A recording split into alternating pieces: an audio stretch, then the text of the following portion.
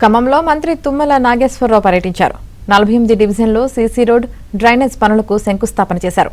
పేదలకు సంక్షేమ పథకాలు అందిస్తున్నామన్నారు. కటికి పేదలకు చేసి, నిరుపేదలకు చేసి, మధ్యవర్తులకు చేసి అన్ని పనులు ఒక్కొక్కటి చేసుకుంటూ వస్తున్నారు. ఎవళ్ళో కంగారు పడాల్సిన పని లేదు, ఆదుర్దా పడాల్సిన పని లేదు, ఆరాట పడాల్సిన పని లేదు, బాధపడాల్సిన పని లేదు.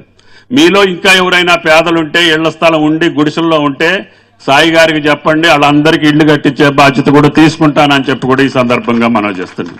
అదేవిధంగా మీకు మంచినీళ్లు గతంలో నేను ఎమ్మెల్యేకి ఇక్కడ ఉన్నప్పుడు 20 ఏళ్ల క్రితం 3 రోజులకు ఒకసారి వచ్చాయి. అటువంటి మంచినీళ్ళని చక్కగా రోజు వచ్చేటట్టుగా ప్లాన్ చేస్తున్నాం. ఇంకా మీకు ఈ రిటైనింగ్ వాళ్ళు పూర్తి అయిపోతే ఇంకా ఒకళ్ళిద్దరు పేచీలు పెట్టడం మూలాన 1-2 చోట్ల పని ఆగింది. మీరందరూ కూర్చొని వాళ్ళని కూడా ఒప్పించి ప్రభుత్వ పరంగా వాళ్ళకి ఎంత సహాయం కావాలో అంత సహాయం చేయించమని చెప్పి కమిషనర్ గారికి, కలెక్టర్ గారికి చెప్పారు.